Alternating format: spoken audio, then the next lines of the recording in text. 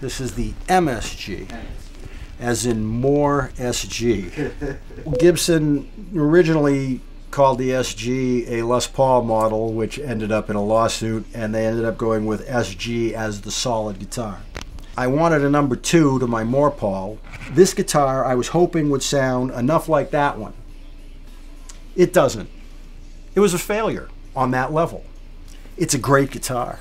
It has a fantastic sound. It sounds exactly, almost exactly like my '69 Gibson Les Paul. If my Gibson Les Paul was my number 1, this would indeed have made a great number 2.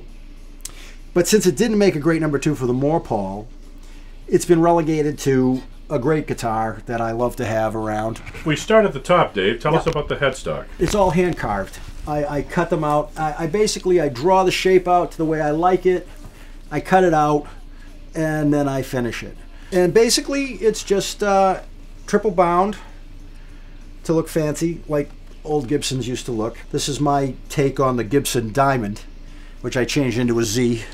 Pearl inlay on the name. Tuners are Grovers, vintage, probably 70s. Grovers have changed over the years. When they were made in the United States, they had a straight screw on the adjustment, which is a lot more positive to use with a screwdriver, and actually the way the keys are built are totally different too. They look like Grovers now, but they're not what they used to be. I bought some Pearloid buttons. They're shallower. I had to thin them out and fit them into the original Grover fitting so that I could attach them to these vintage Grover keys. Here again, we have more wood in front of the truss rod than what's behind it. This is also an extremely thin neck. I did that to make it feel like the other one, which it does. You also did the nibs on these. Here, it's a nice touch. I always try to do the nibs for fret ends. There's really not much point in having a bound fingerboard without nibs. Binding is like floor molding. It's supposed to protect the guitar. You have a strip of molding around your baseboard so that you don't kick your foot through the wall. So you put a piece of hard wood there to take the beating. The whole point of binding a neck is so that you don't have rough fret ends. The only way you're going to get rid of that is to have nibs, so that the fret ends are cut smooth to the edge of the fingerboard, and then the nibs extend up like a little cap over the end of each fret. Now you'll notice a lot of new Gibsons and everything, they have bound fingerboards, but they don't have any nibs because that's hard to do and it costs money and you have to hire people. And now that nobody really knows anymore that nibs had a purpose, now you just get something that looks pretty but no benefit. Now what's the scale of this guitar? This guitar is actually a Gibson scale.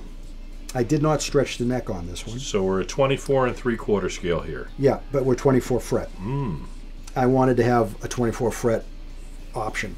Nice. I also don't do the backs of the neck with lacquer, by the way. The backs of the neck are done with a certain kind of primer that never feels sticky. It never gets, I do all my guitar necks with this. They don't get that stop, squeak, squeak, squeak stuff. They feel like a neck that has no paint. If we move down to the body, can you tell us about that construction? The difference in construction with this and the Paul is that this does not have the chambered face.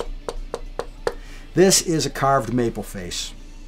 There's an inch of mahogany slab in the middle, an inch of walnut on the back, which I did the same kind of carving. Cut the control cavity in from the front, so there would be no back cavities, nothing here. There's 2 screws here, and all the electronics fall out in your hand. Now the controls on here look the same as your Paul. The only difference is that because of the Gibson scale being a little shorter and the 24 frets making the fingerboard a little longer, I couldn't fit 3 full-size humbuckers in like I could on the other one. So instead of full, mini, full, I ended up going full, mini. So I could still have the 8 coils, still have the one piece, still have the front-loaded floyd-rose. This is also purely cosmetic. It's just like the Paul. All the pickups are mounted on that, front-loaded Floyd, compromised. Although with this one, I don't have the wings, because this one I use the arch of the face, and you can see that the pickups don't adjust. And this is a much thinner. There wasn't a whole lot of room in here because I made the arch really high because I wanted that deep dish, and so there's no adjustment height. This is always, that's it. The only thing that changes is the truss rod. Twice a year I got to crank it one way or the other depending on the season. Now the switch tips here look a little shorter than the Moore-Paw. Can you tell us about that? Well, due to the fact that I don't have the distance of the cutaway takes away that whole area on a Les Paul. These switches are, when I first put them on, picking and normal playing, they were a little too high, and you'd accidentally be turning the switches off and on when you didn't want to.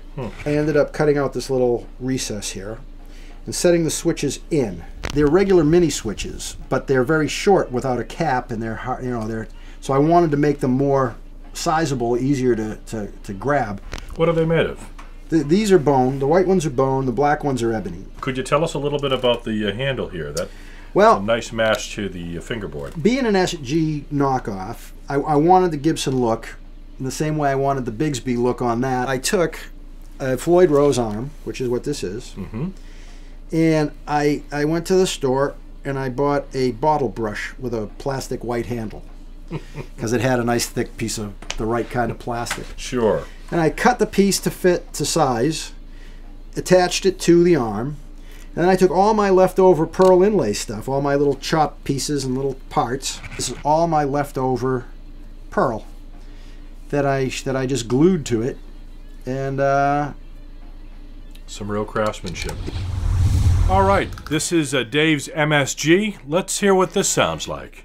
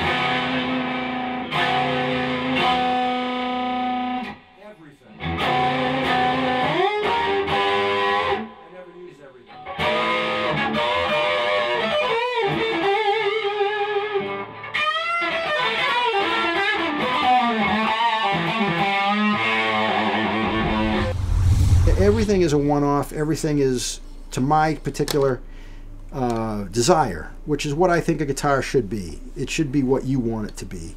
And that's what DZMods is really about, is people come to me and they say they don't want what I do. They don't want what I want from my guitar. But they come in and they say, wow, what are you doing with this thing here? And then they say, well, you know, I have this guitar and I really like it. Could you do this or that? I can build from scratch. I don't prefer to. I prefer to find an old castaway, something that nobody thinks is worth anything, and I look at it and see, okay, this thing could be awesome.